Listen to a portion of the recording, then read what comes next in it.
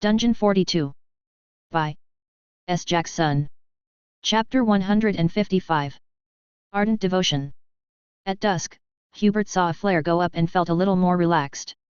The entire day had been nothing but trouble, but at least one of the other detachments had the sense to let him know they were alive. He expected that was Lesnar, as much as the man was a condescending pain in the ass, he was by the book.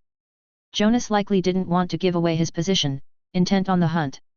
For his own part, Hubert had followed his path until he found a decent open bit of ground in the late afternoon. He'd called for a cold camp then. If they'd gotten unlucky and had to face the dummies, his forces would have been at a disadvantage. It was better to find a convenient spot and act as the anvil if one of the other groups flushed them his way. They weren't far from the exit either, but Hubert didn't bring that up. If they didn't get any kind of signal the next day, they'd send up their own and backtrack to the exit. Something he'd have rather done immediately, but didn't have the courage for. That was the sort of thing that could easily be called desertion and get you killed. Standard watches with an eye on the sky. We might yet see another signal, Hubert said to his men. He actually doubted so, but it was good to keep an air of normalcy. If he didn't make a fuss, they wouldn't. What had Hubert a little worried though was the oncoming night. Dummies tended to have better night vision and he wasn't fond of the idea of being caught unawares. Under happier circumstances, he'd have set watch lights but they had little fuel in the first place and the maze hadn't supplemented it any. Laying down to feign sleep once the camp and watches were set, Hubert mulled over the situation.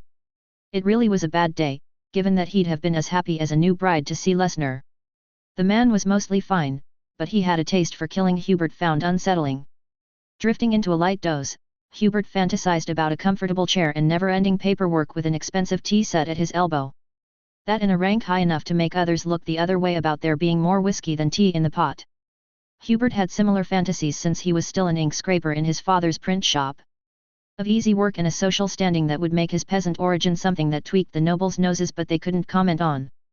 It was why he'd joined the Seekers, they were the only holy order that would accept education in lieu of background.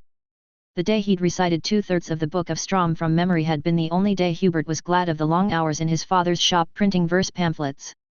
The group in charge of admittance had been impressed, unaware he'd learned it because people had paid him to read the various pamphlets to them.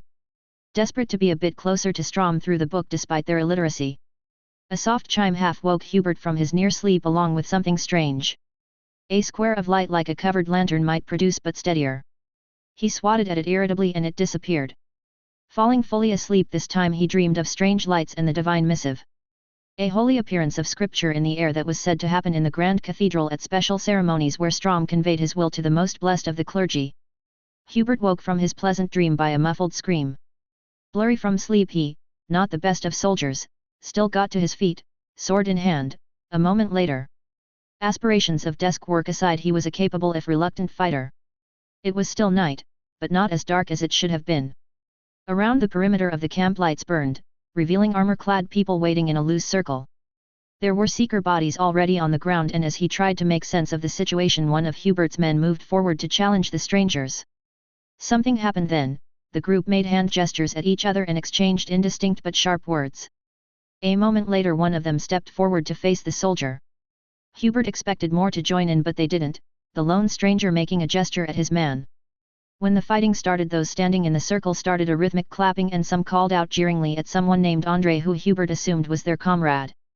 It took Hubert's panicked mind a few moments to understand what was going on. They were challenging his men to a duel. The clapping increased in tempo as the fighting intensified but in the end the Seeker lost. He was given a swift death, his body moved off to the side by the strangers who then looked expectantly at the survivors. Hubert was still trying to figure out if there was an opening in the encirclement he could escape through when one of his men took the initiative. He'd picked a shadowed spot and bolted, but the resulting scream let everyone know he hadn't made it far. Blue lights flashed in the dark and a new figure stepped forward to join the circle. The inhuman glow of their eyes vanished as they stepped into the light but it couldn't be unseen. Though they appeared human the group clearly wasn't, or at the very least tolerated those who were not. Whoever you are, we are Seekers of Stromholt. Leave us be or no our brethren will find you even in this place, Hubert called with a strength in his voice that was practiced. His men calmed a little on hearing that and one looked like they intended to run again. Not that it would help much, but them not panicking would help him think. Oh, they can consider themselves invited, someone called out. Jeers and laughter followed.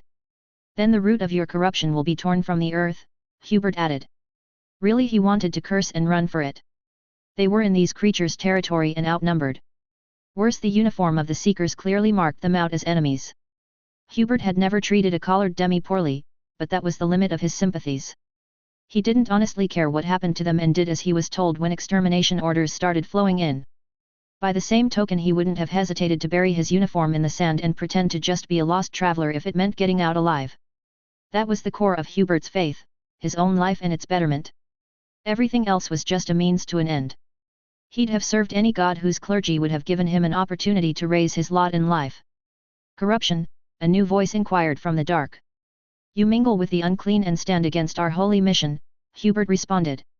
There was little hope of escape, but considering the situation there was a small chance if his men attacked all at once. A coordinated assault might let a few of them escape the encirclement. For the remaining soldiers to have a chance of that, he needed them fired up. His words struck a chord and got a few yes from his side. I take it you're the leader of this group, the voice inquired. The others in the ring had all gone quiet and parted, allowing a single blue-eyed figure to come forward into the light. Hubert expected an imposing demi-human but found himself looking at what he would have believed was a normal human if not for the glow of his eyes. It was almost ridiculous. The man the crowd had parted for wasn't terribly tall or broad and didn't seem to be wearing heavy armor unlike some of the others. He was dressed in what could pass for formal attire, black and blue in color with a large hat. I asked you a question, the man repeated. That got a laugh from the figures in the dark, but it was quickly suppressed. I have that honor, Hubert said, tilting his head imperiously. The man nodded, then reached to his belt before throwing something in his direction. Hubert danced back a few steps, but it landed with a soft thump, clearly not a weapon. Curious, he studied it and found himself looking at a black glove.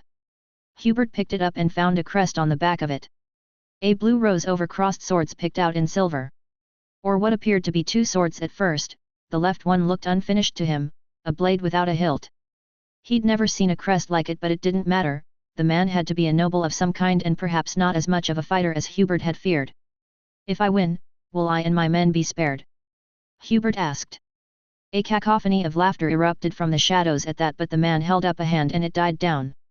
A swift death is all the mercy you will be afforded, and already is more than you deserve, the man replied. It was delivered without so much of a sneer and was a level of arrogance Hubert had never encountered before. As if we'll lose to demi-scum, one of the soldiers shouted.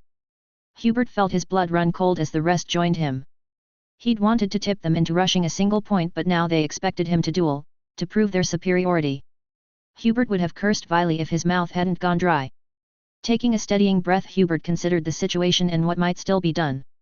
Short of Jonas or Lesnar showing up with their full forces, nothing could get him out of the situation. Looking at the man he assumed led the ones in the shadow, Hubert made up his mind. If he killed him, there was a chance they'd be disoriented and he'd be able to command his men into rushing them. It wasn't ideal as he'd be at the front of the charge, but it would have to do. Stepping forward with his sword in a defensive position, Hubert waited for his opponent to make his move. Rather than begin with a bow or other sign of respect, the man strode all too casually forward, thin blade in hand. Drawing closer, the unexplained light finally touched his face properly and revealed something new. Hubert had grown up modestly well-to-do for a peasant and unusually literate. It was the only reason he understood that the sunburst-style burn over the man's left eye was anything but a strange scar. He'd seen it once before, in the illustrations of a history book. The burn had been the marking of the clergy of a god whose name Hubert had never bothered recalling. It had been minor, disfavored, until a high priest went mad and declared himself the god's living vessel.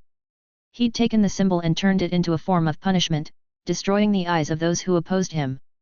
It shouldn't have mattered, but Hubert felt his skin crawl at the sight of it. Picking up the glove, he threw it back to the man, intending to use the distraction to strike first. He expected to land a blow, or if he wasn't quite that lucky, drive the lighter blade from the man's hand or even break it. His sword was heavy and made of good steel, the thinner blade would have to be exceptional to stand up to it. The man caught the glove, his eyes locked on Hubert even as he did. He sidestepped and Hubert shot past him and felt a thin searing pain across his flanks. The man had whipped him with the blade in passing, and the crowd in the shadows roared with laughter at that. Enraged, Hubert turned to find the man tucking the glove into his belt and came at him again.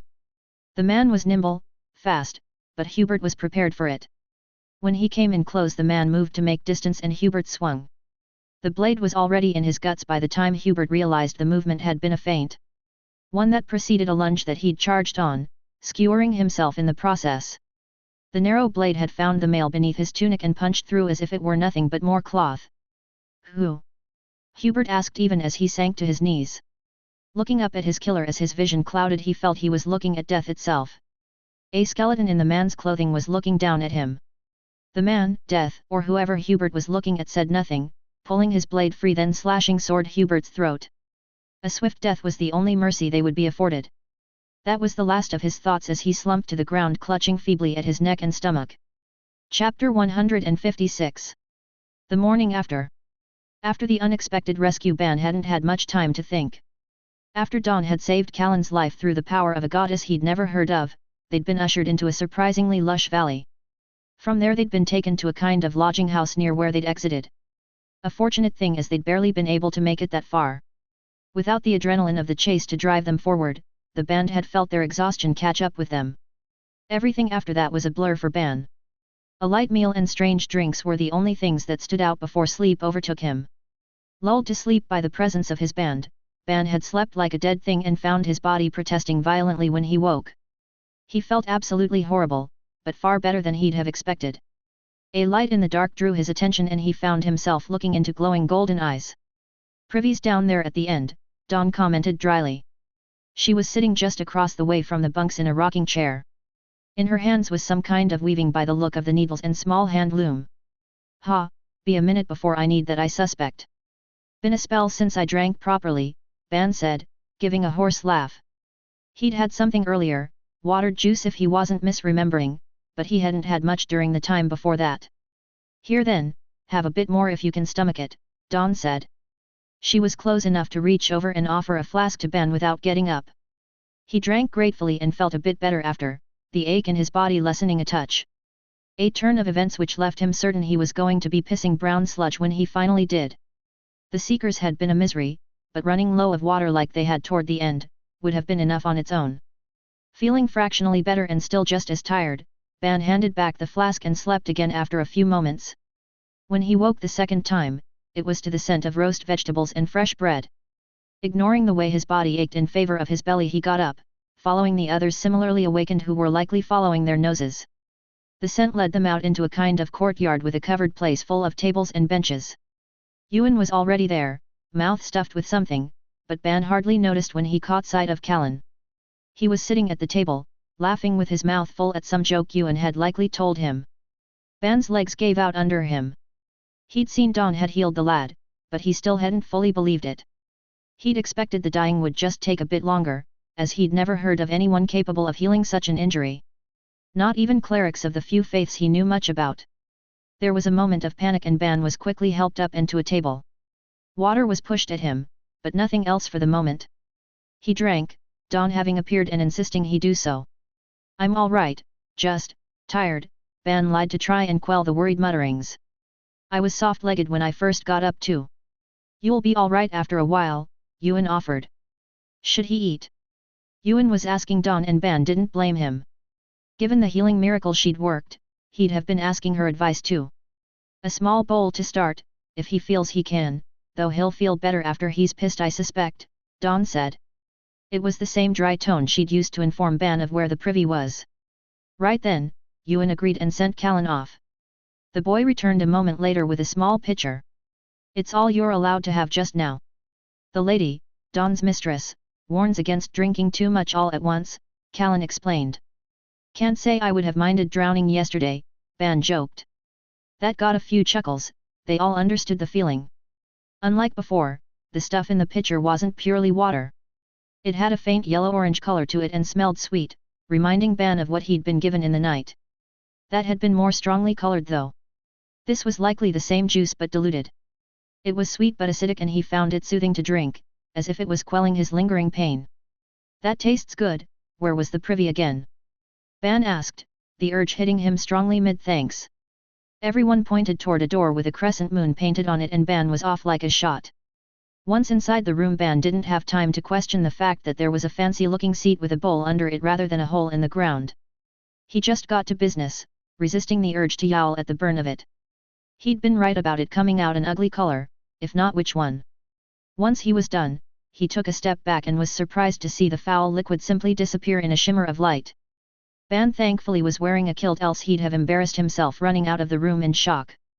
Neat bit of magic, eh? Callan called. A magic privy? Ban asked.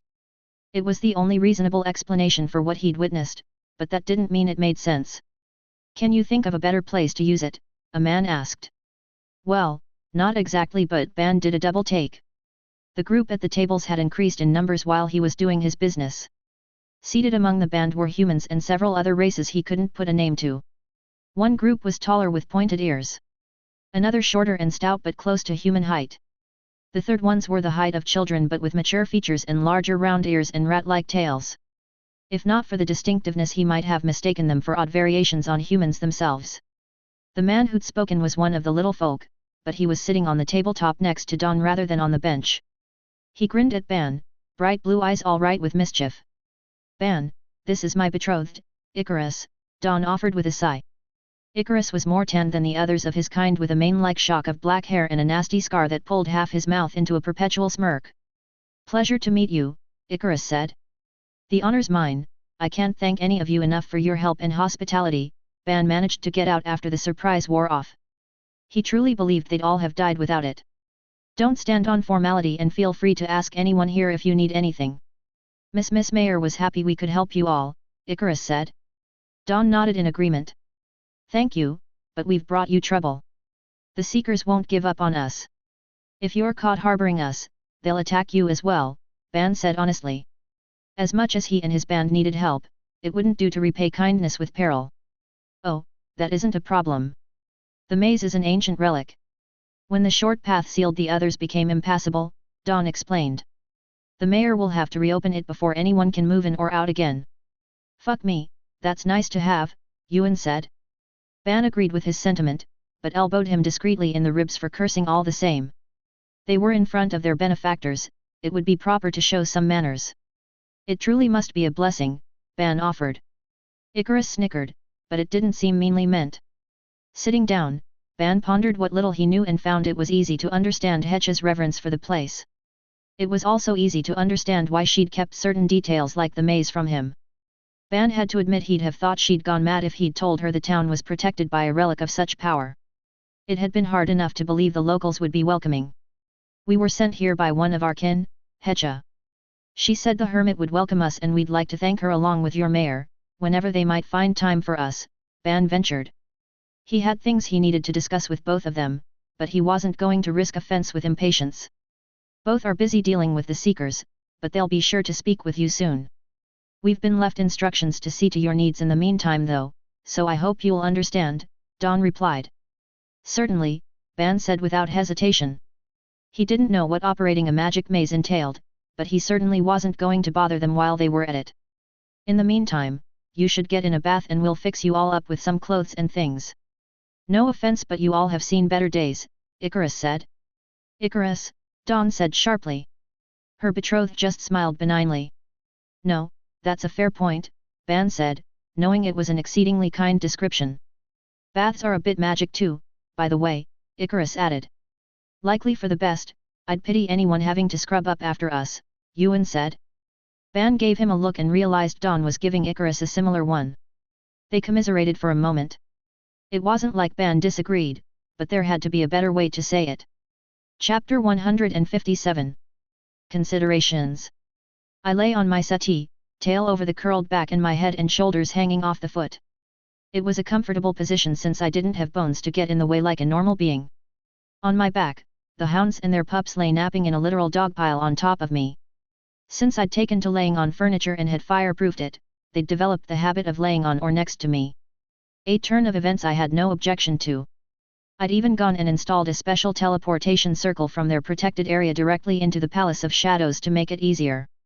I didn't mind visiting them in their area, but I did like my own space too. While everyone else was busy napping, I was reviewing a few things from the slaughter in the maze the prior night. I was still under the needed points for my tithe despite the culling in the stone maze. 43 victims had yielded 35 points.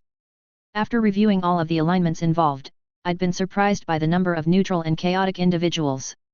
My new alignment was more forgiving, thankfully.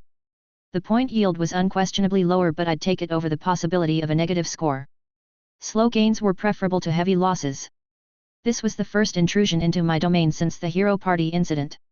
It made me think about the first incident. The bandits I'd slain. I hadn't pitied them, and I felt even less for the Seekers. A life was a life, but they were dedicated to genocide. Fuck them. Going through the gear of the slain, I'd found a pile of religious pamphlets and small collections of them sewn together into covers. Only one actual full religious text had been among them.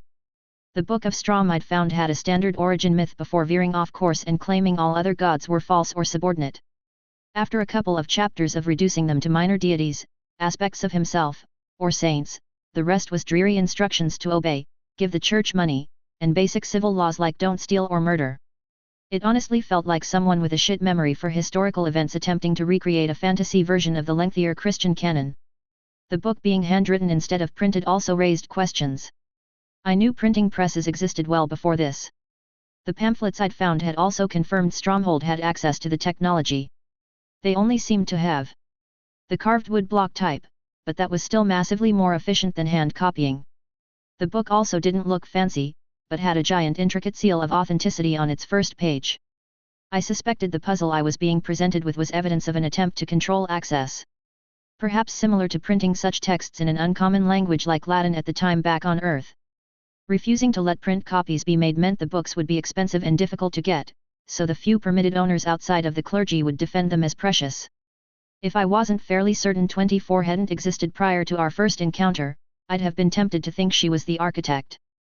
Too many of Stromhold's traits innately pissed me off to feel it was completely a coincidence. Despite being flush with points, I didn't spend any. I was still under my tithe after all. I needed to consider any purchases I made carefully.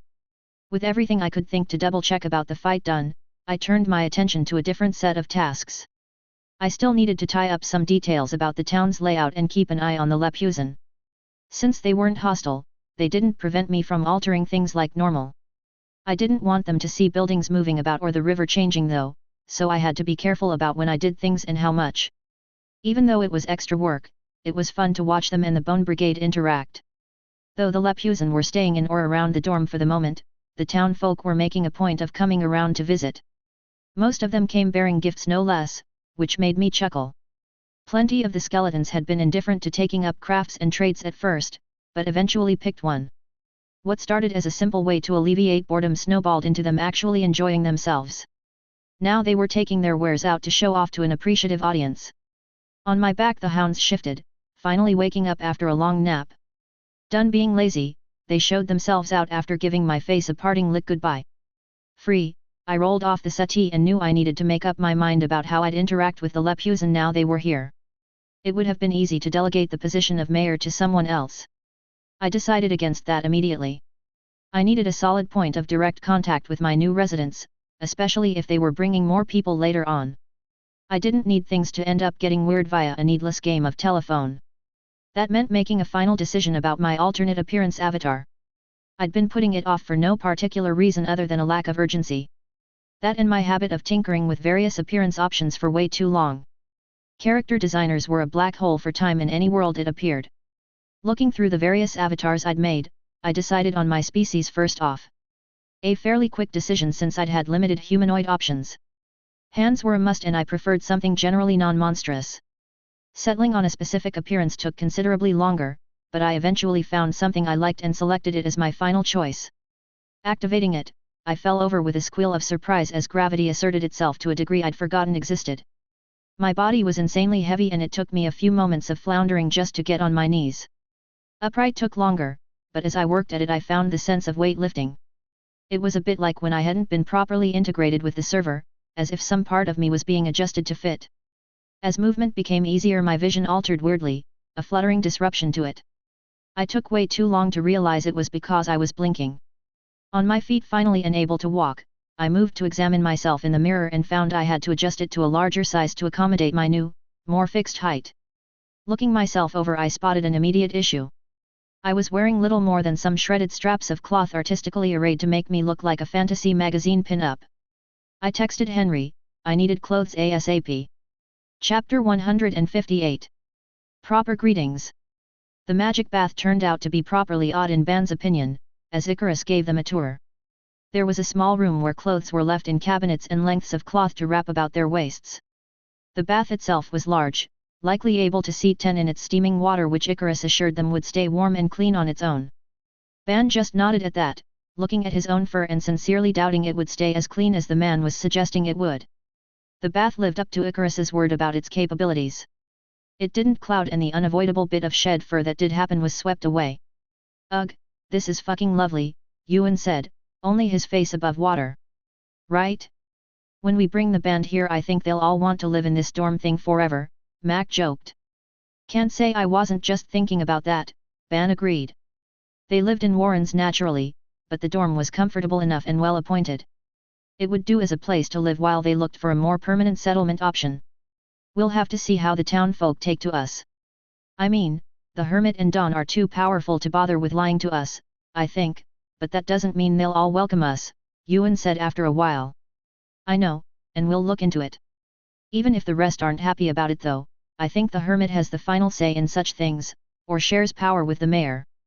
If they permit it, I think this is a place worth resting a while even if it's not entirely friendly," Ban said. It wasn't happy circumstances that brought them to the valley. If it was even slightly better than their prior situation, it would be worth trying. "Fair," Yuan agreed. No serious talk followed after that, and they all came back to the first room to find clean clothes laid out for them. They fit well enough and didn't smell like a month of burned-in wear, so they were accepted. "Is it good or bad that I feel spoiled now?" Mac asked. "More like reasonable. I felt spoiled just waking in a bed instead of on the floor," Yuan replied. When they exited the bath, they found a light meal was being served under the roofed sitting area. Everything felt almost too nice to be real. Ban didn't dare question anything, though he did keep his eyes open. Ban hadn't expected the entire local population to be amenable to hosting refugees of any sort, but he found the few he met strangely friendly. There was no grumbling about wasting resources on outsiders or complaining about danger. They simply seemed curious, almost hungry for information about the lands beyond the valley. The ones who called themselves librarians and had burnt pumpkin-colored eyes in particular. They were quite nearly insatiable about learning not only the larger world but the band and the Lepusan themselves. As if every single thing was of interest to them. Despite his resolve not to make a bad impression, Ban was growing a bit restless as one day became two. He wanted to ask after the temple Hecha had mentioned, but couldn't bring himself to ask Dawn. Laurel wasn't her goddess, and he wasn't sure if there actually was one, let alone if it would be impolite or not to ask her for its location. On the third day, thankfully, Ban was informed he could have a meeting with the mayor if he wished. Something he readily agreed with. Thanks to that, he found himself journeying through the almost eerily quiet town toward what had been called the town hall. It was lively enough to his eye, but the people just didn't seem inclined to make much noise or speak. Dawn brought Ban to a truly odd building, one he'd certainly not call a hall. It was built up one of the gentler of the sloping walls of the valley. This gave it a triangular appearance. The height alone would have been impressive.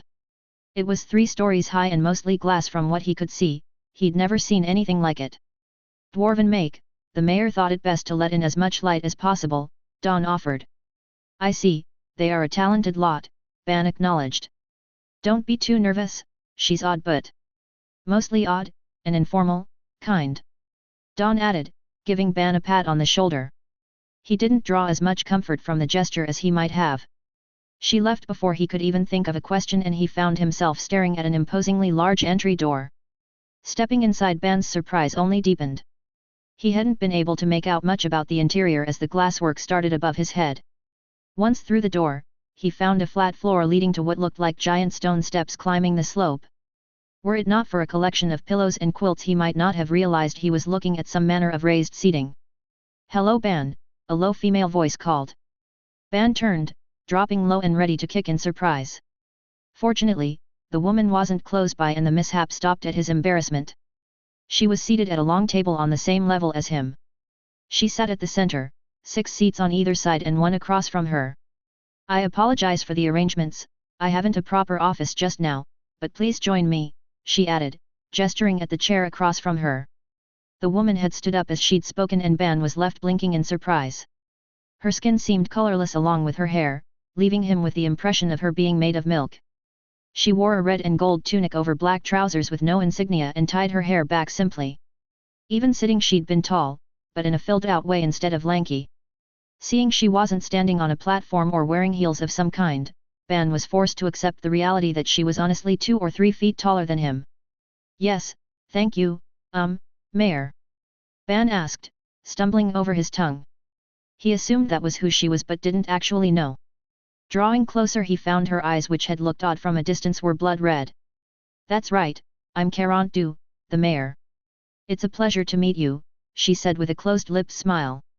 Call me Du or D if that's easier, by the way. Mayor. Du, thank you for agreeing to see me, Ban replied with a nod. He felt like he should be bowing. He'd never been in the presence of someone so naturally imposing, particularly one with such an obviously cheerful demeanor. Ha, I'm not one for titles. Du is fine, Du said dismissively. Very well, Ban acknowledged as he sat down. Seeing the mayor, the subtle wrongness of the valley felt beneath notice. What did it matter if things were too nice and designed oddly? They appeared to be ruled by a descendant of the giants. That made the unfamiliar races Ban had encountered and the magic of the bunkhouse seem tame in comparison. It was no wonder such a being could operate a relic device. Giants were as old as the world itself. Even a distant descendant would be privy to all manner of lore and secrets no one else would know.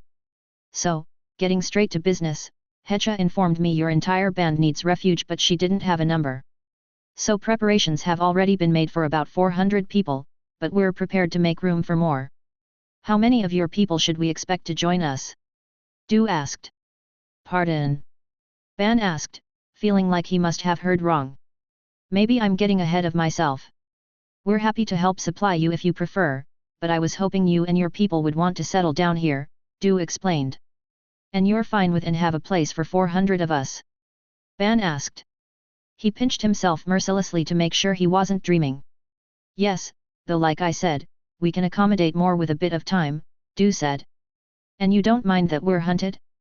I know you have the maze to send the seekers astray, but more will come and that might not always work, Ban said. He desperately wanted to agree but wouldn't replay kindness with cruelty. Du had to understand the danger she was inviting or he couldn't accept. Du looked perplexed for a moment, then laughed. It was an off sound, merry but layered with a higher and lower note to it that sat wrongly in the ear. They were led astray, I supposed, but I think trapped is the more apt word, Du explained, expression turning more serious. Trapped and slain by the valley's guard in the night. I'm not one to catch and release anyone who poses a threat to this valley or its residents. Current and potential ones included, she added with a grin. One that showed sharper teeth than Ban had ever seen in such a human-looking face before. Ban wasn't sure if he was terrified or in love, but either way, he spit in his hand and offered it to Du, ready to strike a deal. A gesture he realized might be rude to such a noble creature, only to have her spit and take his own in kind. I thank you for your aid and offer of hospitality. I can't speak for everyone, but I'll bring my people here and allow them to make up their own mind, with your permission, Ban said. He was the band's leader, but that didn't give him the right, particularly not outside of emergencies. He was meant to lead where decisiveness was required, but not to rule. Wonderful, I do so look forward to having new neighbors, Du replied simply and smiled, close-lipped, again. Chapter 159. Serpent's Delight. With things progressing in a generally forward manner, I decided to introduce myself to Aleem and company fully dressed up as the mayor. Something I was probably having a little too much fun with as I looked through the pile of hastily but skillfully made clothes Henry had provided me. I had 4 outfits worth of coordinating pieces in white, red, and gold with 2 pairs of black pants. I'd made an appointment and was determined to keep it. To that end, I'd asked Henry to stop in and help me figure out my outfit first. None of the pieces were complicated, but I was out of the habit of dressing myself or possibly hadn't had a sense of fashion in the first place. My sketchy-ass sense of self from before the change being as unhelpful as usual. Ahem, someone cleared their throat. I turned around, wondering who'd decided to wander into the more personal section of my palace of shadows. The hounds knew it was off-limits to them, and Chris wasn't interested after having poked around in it. He liked the more central area for lazing around with his picture books.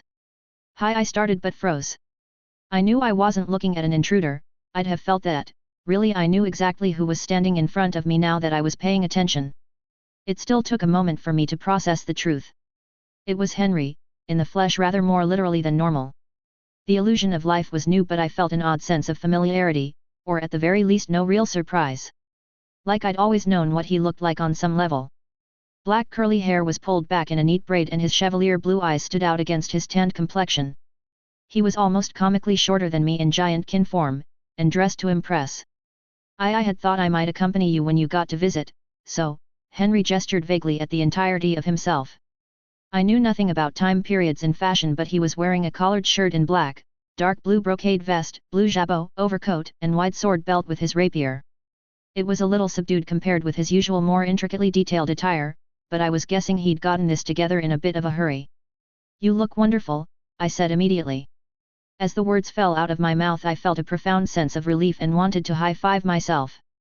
That wasn't the best, but it was definitely in the okay range. Possibly even pretty good going by how startled, then embarrassed Henry looked.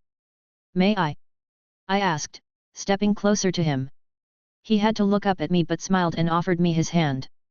It was still incredibly odd to feel skin when I touched an illusion of life. The combination of minor force field, or whatever granted physical volume, and mental effect managing to overcome my normal lack of sensitivity. Something which had persisted even in my current form.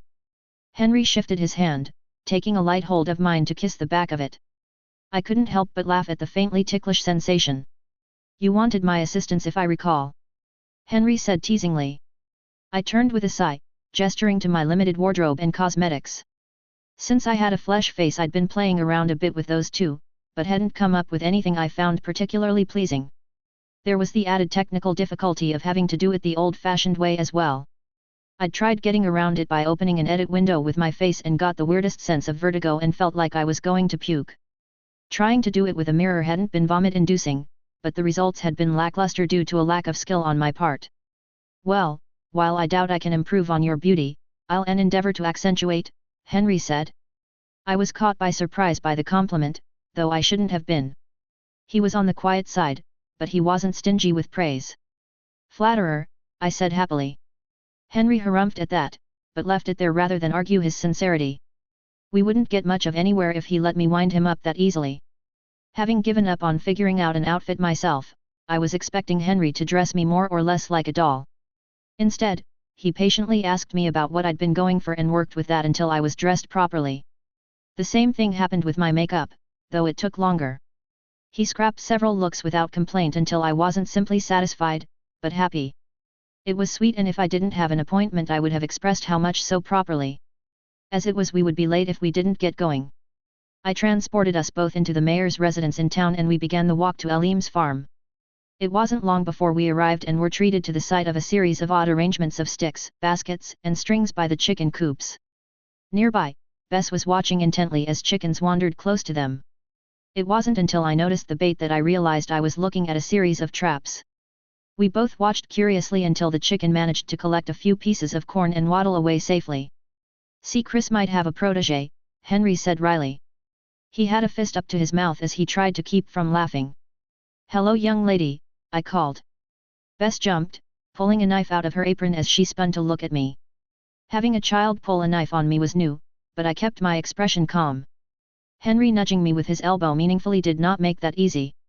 Chris and a tiny murder baby was an adorable and disturbing picture. "Tall," Bess said in awe as her eyes traveled up to meet mine. She still kept a hold of her knife, but it was pointing at the ground now instead of at me. "Giants can usually are," I said with a grin. I wasn't one, but it was true. "I'm Bess," she blurted out as she made a half-hearted curtsy.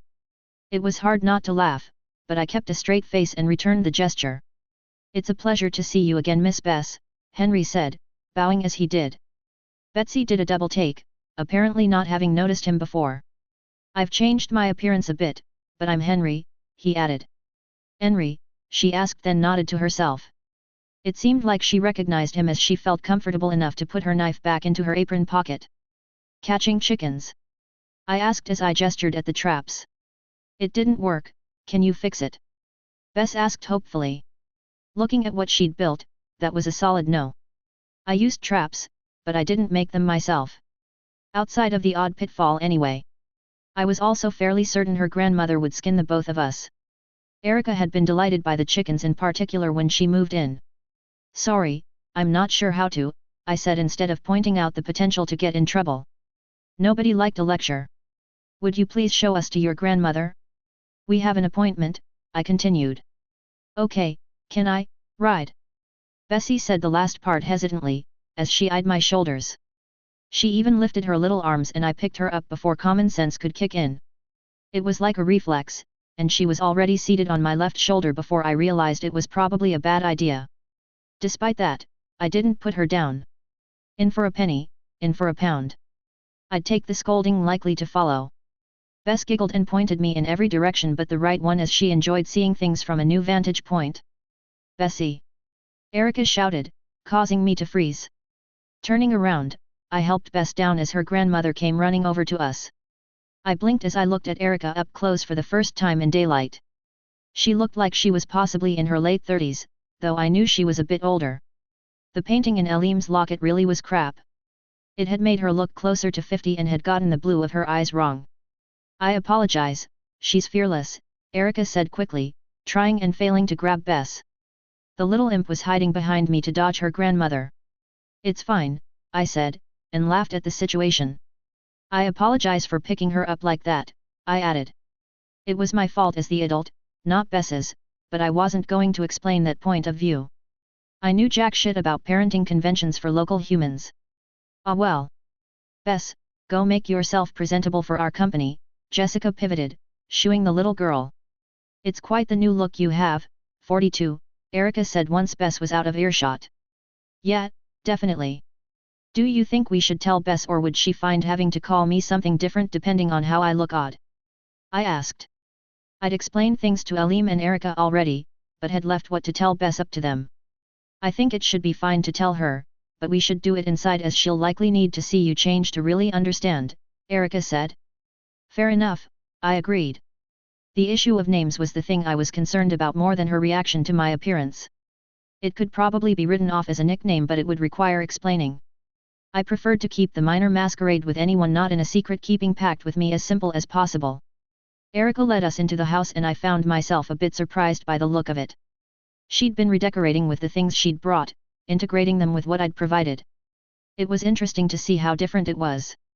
It looked like an actual lived-in home now rather than a staged set. Bess! Get a move on, I have a surprise. Erica called out once we were all inside.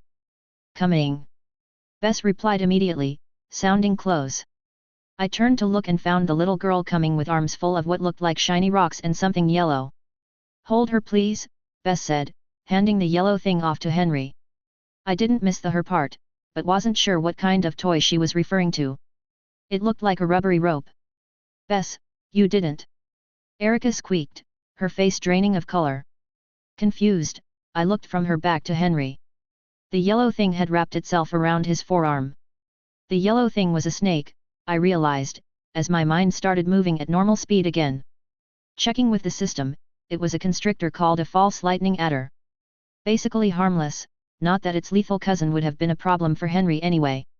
A perk of being a skeleton was being immune to most toxins, unless they degraded bone itself. It's all right Erica, I said reassuringly, going over to take the snake from Henry. Since Erica looked scared, it was probably best I chuck it in my inventory. He doesn't mind getting a little wrapped up, I added without thinking. The snake was strong and I was taking care not to hurt it as I unwound its coils. Depends on who's doing it, Henry rebutted, leaning in to whisper in my ear. My face had to look like it was on fire after that.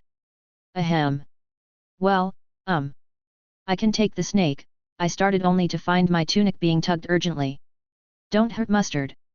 She's a good girl, she's just nervous. Bess said frantically. I would never, I'll take her home with me and you can visit her later, I said gently. Honestly, I didn't care much about the welfare of reptiles, but I wasn't one for animal cruelty either. I'd planned to let it go later, but it wouldn't be hard to slap together a terrarium in a sunny spot. Okay, let me get her things. Bessie said, dropping everything she was holding on the floor. I'd been correct, they were shiny rocks. I don't know what to say. She has a way with those things and won't listen to reason, Erica informed me. I had to raise an eyebrow at that. Curious, I took a look at Bess' information. I couldn't edit it like her father's, but reading it wasn't a problem. It took a few moments but I tracked down something odd. Has she always been good with reptiles? Snakes and lizards? I asked. Since she was in the cradle. It was like the blasted things came looking for her, Erica confirmed. Ah, well, they might have. She has an active blessing from a god, one of serpents, I explained, as Erica's face lost its color again. She sat down heavily in her chair, looking morose. What kind of blessing? Erica asked. It says she can understand animals to a degree and speak with monsters. It also grants her their favor and lets her train them, I explained, my voice growing smaller as Erica's expression darkened. In the end, she let out a drawn-out sigh. Well, at least I know I wasn't seeing things now. Her mother must have had it too, but tried to hide it, Erica explained. I nodded, grateful I didn't have to break the news it was hereditary to a woman who clearly didn't like snakes. Henry nudged me and I nudged him back. I didn't need his help to picture Chris's delight at having a snake-charming apprentice. Chapter 160. Afternoon tea. Once things settled down with regard to Mustard the snake, the conversation about who I was finally happened. Bess seemed conflicted about the information, but I pushed ahead and transformed. My clothes hung awkwardly on my more petite frame, the pants sliding off my tail to the floor. You're silly. Bess shrieked in delight, laughing at me. Sometimes, I agreed as I struggled out of my shirt. I'd have to redress in another room when I changed back. Still, getting laughed at was a small price, given how easily the little girl seemed to take the matter in stride. No, because you picked legs when you can fly, Bess clarified, sticking her tongue out at me. I was baffled for a moment, but then it clicked. I suppose so, but I'll be able to talk to people more easily when I look like that, I said and shrugged.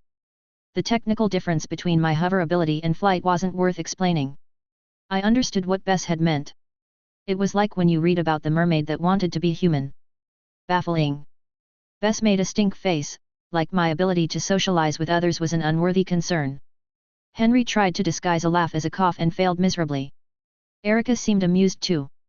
With the show and tell portion of the event over, I excused myself briefly to another room to change back and redress myself. I was disappointed to note my makeup was gone, but such was life. When I returned, Erica invited Henry and I to sit in the living room. Bess still looked at me disapprovingly. Murder Baby was displeased. There was a bit of noise at the front door, and it took me a moment to recognize it as the sound of the scrubbing of boots on a doormat. There was a muffled curse and a thump as something knocked into the door. A moment later, Aleem stepped in, looking worse for wear and in his socks. "Ma'o. Mistress?" Aleem asked, blinking at me. It was his first time seeing my new form, though I'd described it. "The same," I agreed. "Tall," Aleem said, blinking. He seemed confused after he said it. Like he'd meant to say something else, but that came out instead. I couldn't help laughing, recalling Bess's stunned expression. Henry managed not to laugh before Aleem scurried out of the room toward his bedroom. Well, moving on, I pivoted gracelessly. The Lepusen are reasonably well settled in. Do you think the people coming from the Silvertree estate will have an issue with them? No? Not unless it's personal, at any rate. Aleem explained the strangeness that's going on in Stronghold to me. The law what you did call the beast folk? Erica asked. Lawdurin, I offered. The Lawdurin were never common in these parts, and nobody bothered them more than anybody else. Not that I knew of anyway, Erica said with a shrug. All right, so no major prejudices locally, I mused. It wasn't a guarantee of anything, but it was good to know. Should I send anyone who starts something with them packing? Erica asked, expression placid. I was taken aback for a moment but then nodded. She was no nonsense, and I'd been upfront about wanting to make the Lepusen welcome. Depends on what it is, but probably, I admitted. I wasn't aware of a species difference in points awarded, so who occupied the valley in that respect didn't matter.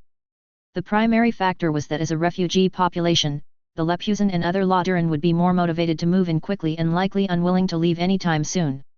It was a little fucked up, but their lack of options made them a much more appealing choice for my living population. Humans could pull up stakes and leave whenever they wanted. Helping the Lawdurin in a crisis was a bonus, but not one that factored into my mental math, as much as I would have liked it to. Do you expect to get more of them soon? Erica asked. Bands agreed to encourage his people to come, but I'm not sure how long it will take to bring them in. So likely the group in the valley will leave for a bit then come back with more, I offered. It was all I could say since I didn't know how far away the band was. Will there be kits? Bess asked, perking up. Hopefully, I said honestly. It would be nice to have some youngsters in the valley. Those small folk are nice, but they aren't children, Erica commented, giving Bess a fond look. I suppressed a snort at that. None of them were younger than their late teens equivalent, which was much older than a human of the same category. They were a long-lived species. As we were talking, Elim slunk back into view, having given himself a wipe down and changed his clothes. He was probably trying to be stealthy, but I lived with rogues and halflings. His footsteps were like peals of thunder as he hightailed it into the kitchen. Tch, Eric clucked her tongue, apparently displeased with her son. She stared at the kitchen door, likely waiting to express her ire when he came back out. Her expression softened when Elim emerged from it carrying a tea tray. Not sure what everyone takes, if anything, Elim said as he set the tray on the coffee table. The number of cups was correct for the people present, but he waited to start to pour. None for me, I said simply. I'd tried eating in my current form, and while I could complete the motions, it wasn't enjoyable. Nor I, Henry said. Wait. Henry? Elim asked. The same, Henry agreed with a smile. Well, look at you, all fleshy. It's a good look, Elim said, amused. Henry inclined his head in thanks despite a snort of disbelief. Looking at Bess, I thought of Chris, and unlike before, my thoughts weren't particularly amusing. Chris had struggled at first to read, but once he got the basics, he'd been voracious. I didn't have delusions any version of Chris would have ended up as a scholar, but it made me wonder. What would he have been like if he'd had even a primary education and access to resources I considered essential? Ah! I should have thought about it before, but I'll probably need to set up a school pretty soon, I said, mostly for my benefit. Education was a sector I hadn't spent time developing outside of my selection of reading materials for Chris. School? Erica asked in surprise. Yeah, for kids and adults. At the very least, I want everyone in the valley to have basic literacy and math skills. I can build up more over time from there, I replied. I had a ludicrous image of a dungeon university flashing through my brain and couldn't help but chuckle. As my laughter subsided, I could see the gears turning in Erica's mind. You'd need teachers for that, yes? Erica asked. Yes. I said, thinking that much was a given. Well, I'm out of practice at managing an estate, but I am pretty good at arithmetic, and I've been told my penmanship is still good. Might I help? Eric asked. I was stunned for a moment, not having considered the option. Yeah, sure, that would be great, I said, my enthusiasm building from the middle as it sunk in. It was a good idea, given that Erica was a living human and wouldn't have all the issues of fitting in that the skeletons likely would. To say nothing of how strange my viewpoint would likely be compared to the locals. I'll outfit you with everything you need, and we'll do some practice sessions to work out the kinks, I added. Kinks? Erica asked. Ah, problems. Like supplies you didn't think of or planning lessons, I explained. One of the little folk was talking about something like that. Or perhaps an archive in the town. Elim asked. I'm working on a library in the dungeon, but I've got a space in town for a small one too. Feel free to use either, though you'll need to ask to be transported to the dungeon one, I said easily. I considered Elim a friend, but I wouldn't give him free access to the employees' side of the dungeon. The skeletons deserved to have a space of their own, though the occasional visit would hopefully be fine. Thank you, though honestly, I'd rather you had a fighting school or some such. I'm still trying to get the knack of my class properly, Elim said with a chuckle. Henry perked up at that idea, and so did I. That can be arranged, I said. Both men looked at me sharply while Erica laughed at their comical surprise. What, you think a dirt arena would be hard for her to make? Erica asked with a snort. I couldn't help it and burst out laughing. It really wouldn't be. Chapter 161. Services and Amenities. After leaving Elim's farm, I found myself inspired to do quite a bit of sketching. I'd already planned to have an adventurers guild, but the design process had languished a bit thanks to a lack of actual adventurers. The idea of a combat school, or rather a training ground, put me in the mood to revisit it. Since Dawn had already accepted the position of head of the Adventurers Guild, I called her in. The physical shell of the building was already in place on the top side, but shuttered. We needed to finish up the decisions about the interior. Hey Dawn! I called cheerfully when she arrived. Don had an amused Icarus in tow. He and the other halflings tended to enjoy messing around in my build lab like a parkour park. I already had windows open with my designs on display for them to examine. They all tended toward rustic luxury hotels in design and they looked at them curiously. Your sensibilities are different from what I'm used to, Don said after studying the designs. A well-established fact. Now, tell me why you hate it, I replied, not losing my good humor. Don had helped me with other designs and I was used to a certain amount of back and forth. Well, it's full of corridors and rooms, so I'm guessing these designs are a bit dated, Don replied. I looked and realized she was right about half of them. We'd been over how even in large buildings those weren't common. Right, not like I mind an open floor plan anyway, I muttered. Rather than adjust the existing designs I took out a fresh set of floor plans and started making new ones. Trying to save something that wasn't working was always a waste of time in this phase. So, how about this, the administration area upstairs in a loft? I asked. That was something nobody had batted an eye at with other designs. It was apparently where most people slept in smaller homes as well as using them for storage. That looks fine, Dawn said. She gestured for Icarus to come take a look. He'd wandered off to start scaling a nearby house prototype. What do you think? She asked. Could use a good fireplace and a small bar to make it more comfortable, Icarus suggested. That would be nice, Dawn agreed. They both regarded me and I dutifully added both features. It increased the plush hotel lobby vibe for me since the service area had been reduced to a single long desk and the area behind it. There, seems more like some place the living would make, Icarus said agreeably. There should be somewhere to receive monster parts, Dawn said, squinting at the design. That's better done in a separate building. A guild official can run it and issue a receipt to be claimed at the guild when the bounty is turned in. I don't want people hauling carcasses through a common area, I said, thinking it would be hell on the flooring. I pulled up an area map and was thankful the Lepusan hadn't been into this part of town. I sketched out a location on the street behind the guild building, then added a block next to it. The training arena could go there and I labeled it as such. The butchery would be a glorified barn in design. There was only so much I could do aesthetically for a place that needed to emphasize utility.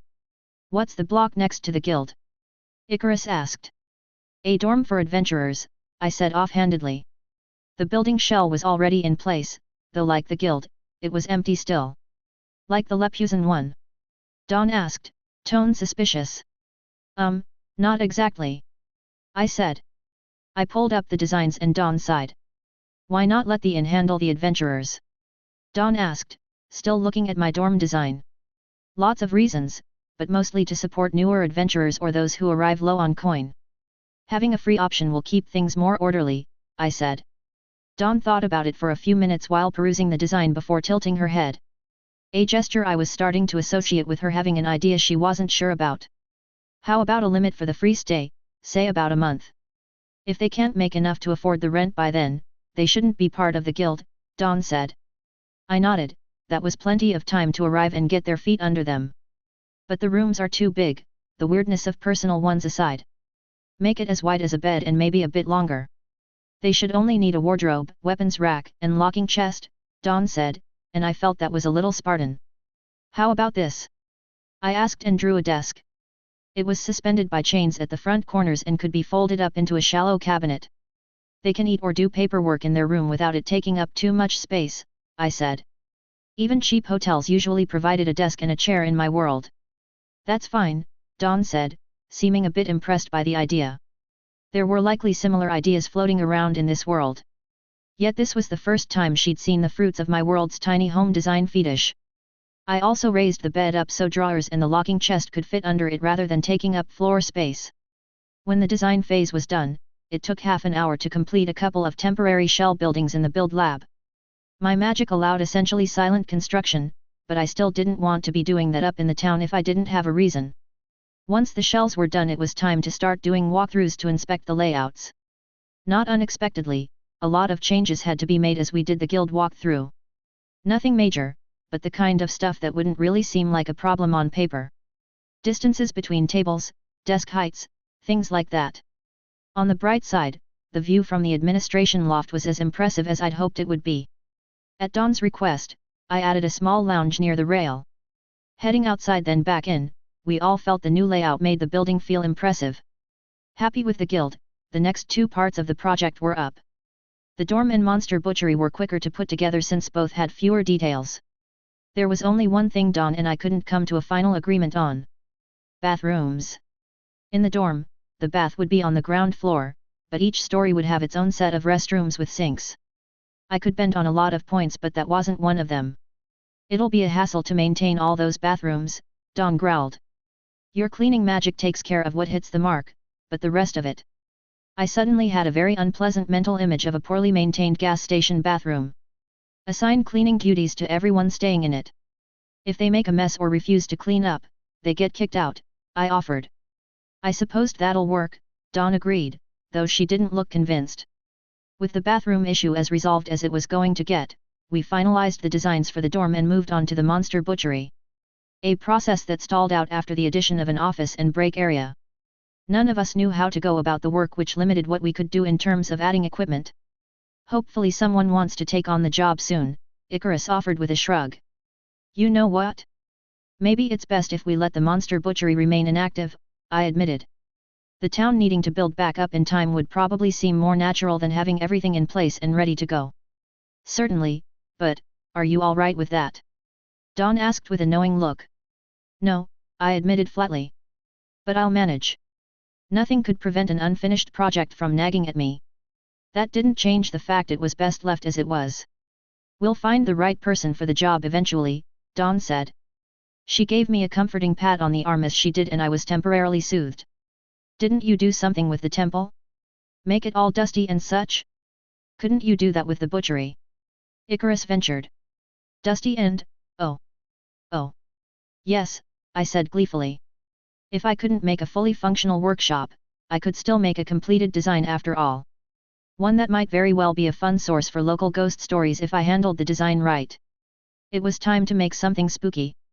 Chapter 162. Set dressing. I only had a couple days before the former Silvertree serfs would be arriving.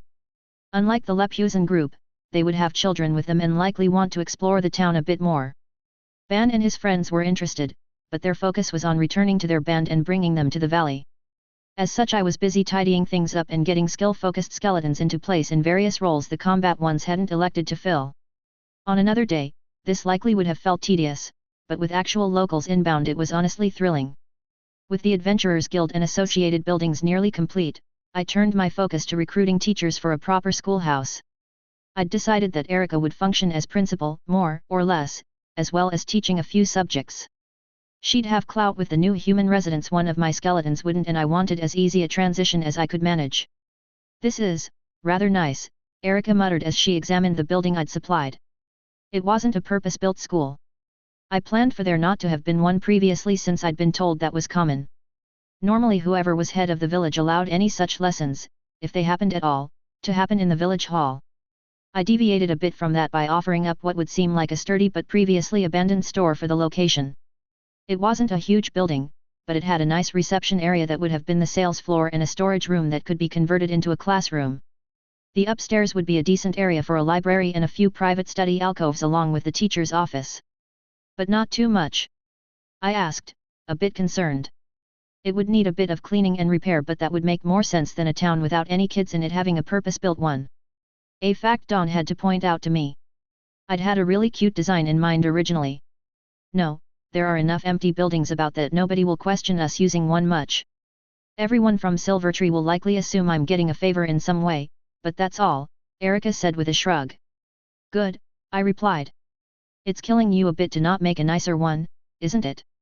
Erica asked wryly. Maybe, I agreed begrudgingly. I was trying to be good, but that didn't make it easy. It's so funny how you are about things. Like a child building model houses, only, Erica gestured at the building around us. I enjoy what I can do, I said with a shrug. Erica just hummed in amusement at that. Though the building was barren for the moment, I'd already dealt with the plan for the interior. Rather than have everything waiting, I'd scattered sturdy wood furnishings through the other abandoned buildings. The new folks would be invited to scavenge for it to supply the school with their own residences, as there would be more than enough to go around. The books and associated shelving would be supplied by the library I'd set up topside in what would look like a converted warehouse. The initial lessons would largely be oral and focused on imparting basic literacy, but I had to plan further along than that. Slates and chalk would serve for the initial writing lessons before paper the school recycled itself would enter the picture. Knowing that being in the school would be uncomfortable at certain times of year, I added a sheltered outdoor room. It would be easy to head outside and catch a breeze in the shade and likely make things easier on students and teachers alike. "Is there anything else you might need in here aside from the slate board?" I asked. I'd made time for the walkthrough but was eager to move on to other projects. No, everything should be fine, and if I'm missing anything it'll just make it seem a bit less strange," Erica offered. "Right," I agreed, only half listening. I'd been short on inspiration for the abandoned butchery building initially. I liked the idea of a spooky spot just fine, but actually coming up with the design was another matter. I'd focused on making sure the everyday butchery in town was ready to go instead.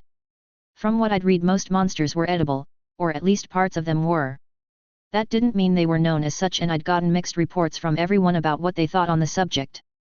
Aleem and Erica just looked at me like I had lost my mind when I asked if they'd ever partaken. Now though, as the day was slanting toward dusk, I'd been hit with a bit of inspiration. After seeing Erica off, I decided it was time for a bit of shameless indulgence. The building itself was sturdier than it had any right to be, considering the aesthetic I had planned, but I didn't weaken it. I wanted it to look abandoned and offer some fun scares, but nothing too dangerous. While I still had the light, I focused on making the exterior look worn and neglected. I started by making the wood well weathered, with peeling paint and spots of mold. Thick cobwebs covered the eaves and stretched across the door frames. The windows were greased paper, giving off a faintly unpleasant scent with some torn, their remains still clinging to the frames. The interior set up a hint of mystery. The space was dirty and neglected but almost empty aside from large fixtures and a few scattered things. Some tools, rusted or broken, a stained apron, a single glove, and random detritus from its former use lay strewn about, along with scraps of paper covered in scrawled orders and tallies. The working surfaces were scarred and worn in layers, as if they'd been in use for a long time. Stains from the work in various faded colors added to the air of neglect and strangeness. For fun I added a few bloody boot prints, old and browned, but a little out of place to haunt the observant. For ambience I played with the boards, making sure they were likely to creak or groan at random. Wind through the damaged windows would produce eerie sounds. I didn't have ghosts in my monster shop, and wasn't keen on them anyway, but sound effects were easy enough. I even scattered a few smaller bones about to create far more questions than they'd ever answer. Stepping back, I surveyed my work. The empty building managed to convey a sense of danger without providing any real threat. I thought it would make a fun locale for a ghost story or two among the townspeople. It wasn't in such bad shape it couldn't be refurbished to serve its intended purpose, however. If the time came it was needed, the new operator would find themselves in possession of a building with good bones despite the creep factor. For the moment though, it was an eerie little curiosity, something for people to talk about. With the schoolhouse and butchery squared away for now, I decided to check on the progress in the Adventurers Guild. Dawn had been hard at work drafting notices to attract those brave or stupid enough to test their mettle in my dungeon. Stepping inside, I found Dawn arranging freshly printed notices across the front desk. She looked up and started just a little. She didn't mind my quarante appearance, but it still surprised her to see it at times. "Oh, good. Take a look," Dawn said and huffed irritably. She'd been doing the work, but liking it was another matter entirely. I picked up one of the notices. It wasn't much different from the lure I'd given Aleem to use with the hero party. It mentioned trouble in the valley involving some missing sheep and a cave and an odd glowing stone. Enough to possibly hook a particularly curious adventurer, but not start a treasure-seeking stampede. "I think it's fine," I said. Dawn nodded, then reached under her desk and took out a stack as thick as her rather sculpted biceps. She'd been busy and I'd been fucking around with scenery. She shouldn't have known that, but I was sweating a bit anyway. "Right, let me help," I said, not honestly wanting to, but knowing I should. "But first, badges," I said before she could reach for more paper. I took a set of dog tag-like charms out of my inventory. They were nestled in a velvet-lined box and went Iron Errand Runner, Copper Apprentice, Silver Journeyman, and Gold Master. There were also a few stamps and stones to add a little more flair and indicate jobs within the guild itself. "Very nice," Dawn said, eyeing them for a few moments. She was also none too subtly pushing the stack of adventurer advertisements at me. Apparently she wasn't going to be distracted by shinies, and I accepted my fate. Chapter 163. New Arrivals. With only a vague timetable for the Silvertree folks' arrival to work with, I did my best to keep busy. I also made a point of not messing with the town proper all that much, knowing I needed to stop playing with it already. Particularly once the first possible day of their arrival came and went, then became two. Toward that end, I was working on the training arena. Henry had expressed an interest in working with Aleem to help him get a better understanding of his class, so it had moved drastically up the priorities list. Not that I had much to do still. Something that technically could have been accomplished in the dungeon, but wouldn't draw anyone's curiosity hidden away like that. The general shell and floor plan were already done, those being the simplest parts. The setup of the interior was trickier as it needed to accommodate a variety of classes. Chief among my to-dos in that respect was setting up safety measures. Higher-level skeletons, and hopefully eventually adventurers, could really wreak havoc in terms of collateral damage. Lining the walls and creating a ceiling of sorts with force fields came first. The first to go in lined the walls of the exterior of the complex. It wasn't likely, but if I ever needed to contain something truly large-scale it was best to have them in place already. The floor wasn't on the same level as the actual ground, but about 20 feet under it. I didn't accidentally want to screw over casters looking to use earth element spells after all. Next up came specific area containment. I'd broken the floor plan up into one large arena and 10 smaller training spaces, 5 flanking it on each side. It took some shuffling to get a good flow since I was including changing rooms, rest spaces, bathrooms, and a pair of healers' stations.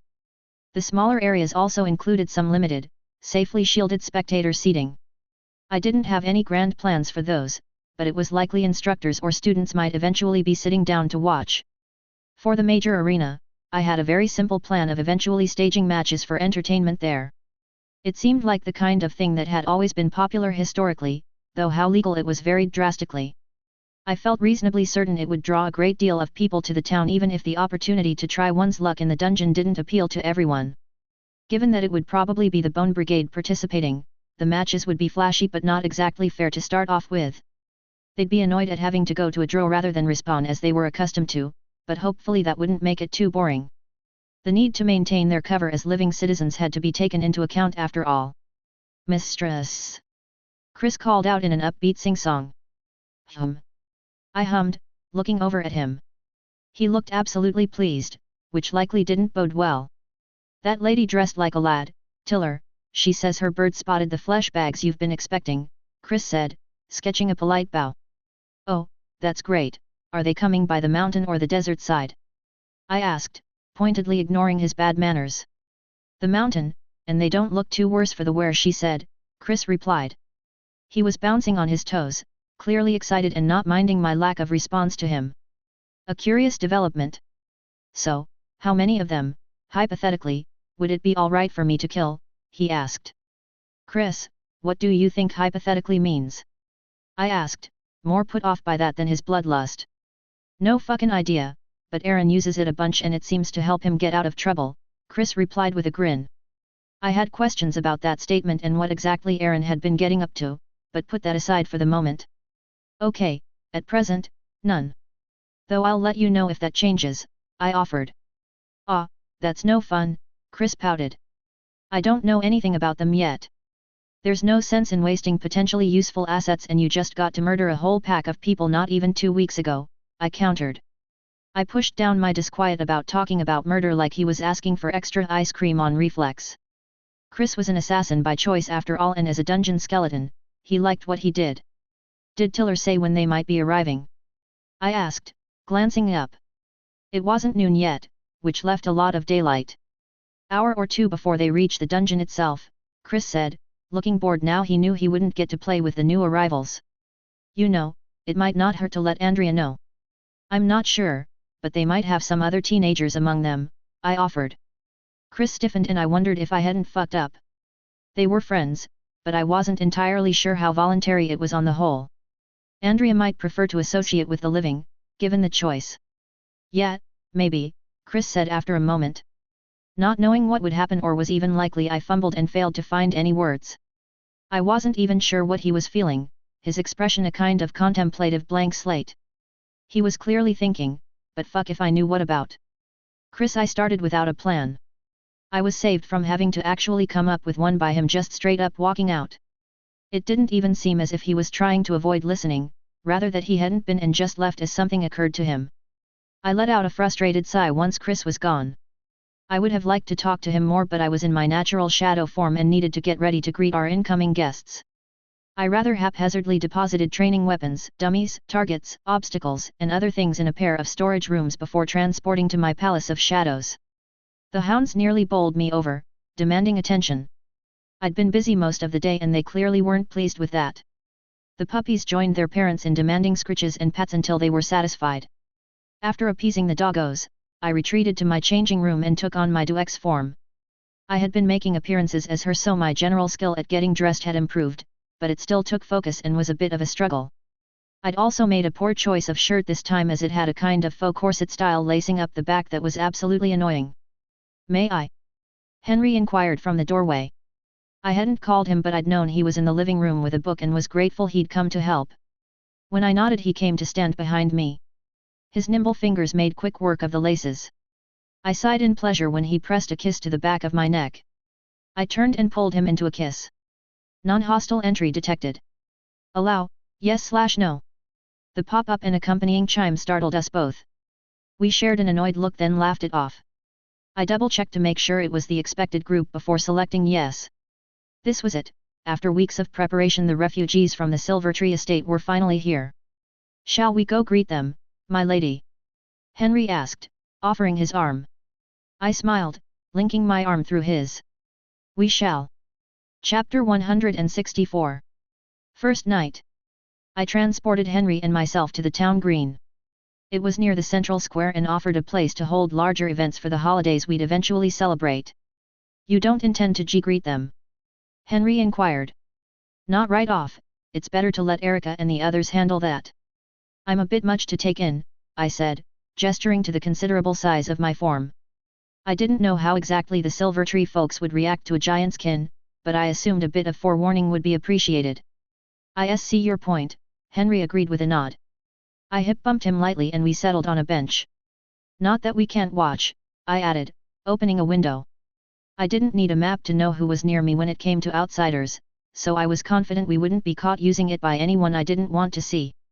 We watched as Erica, Dawn, and a few others waited for the Silvertree folks to make their way down. The group was quite orderly and an idea occurred to me as I watched everyone explain what was going on to them. Tanner Leeds seemed to be the one organizing them, though I was a bit surprised as I'd expected the Knight Ackley Camphor to be in the lead. It wasn't a disappointment so much as curious. Still, my thoughts strayed to the square and myself.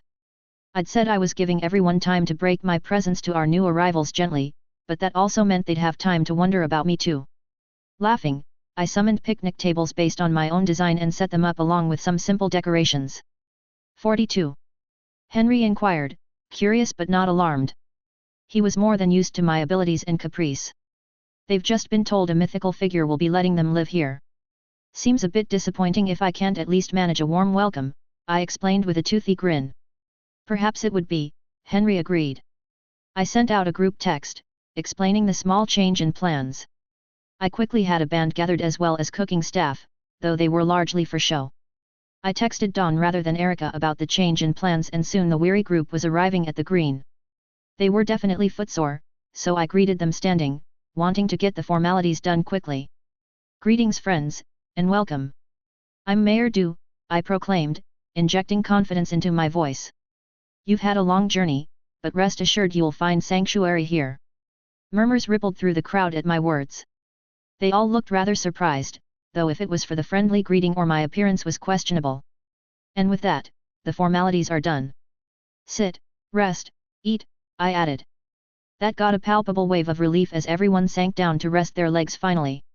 They'd all be staying temporarily at Erica's farm, which was still a ways off, but that final walk could wait until they'd had some time to recover. House hunting in the town proper could wait a day or two. It was half an hour before the first shout of surprise when someone used the public privy. They were the same kind as at the bunkhouse. "I think you might enjoy surprising people a little much," Henry chided, even as he laughed. "Better they get used to it now, this town isn't likely to get less weird," I counter playfully. "Indeed not," Henry agreed. As the food and music flowed, weary travelers were replaced by smiling faces. Children darted after the band, clapping along happily. Adults chatted in clusters, weary feet forgotten. I kept my distance, not wanting to disturb the festivities with my imposing presence. After so much worry over their arrival, it was satisfying to see our efforts rewarded. The sun dipped low, dusk settling comfortably over the valley. As the air chilled, the light stones set in the poles holding up the bunting came slowly to light. A hush fell at the sight, followed by odd murmuring. I cleared my throat, waiting as the murmurs faded. Erica has agreed to house you all at her farm until you select more permanent residences. A wagon will make rounds to take you all there, as I'm sure everyone is likely happy to be done walking for the moment, I explained. I had prepared to take the people across the river bridge to the farm. Another round of discussion occurred after my announcement. Most of it seemed to be the adults debating who needed to turn in already versus who wanted to stay out a while longer. The enticing availability of free cider apparently making the prospect of another night under the star more enticing than it probably should have been. Erica caught wind of this and appeared to approve.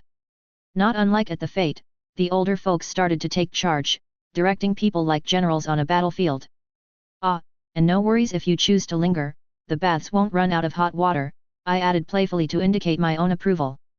People were entitled to have some fun and it wasn't like the crowd was rowdy. They seemed content to just drink and chat by the bonfire being erected, snacking on leftovers.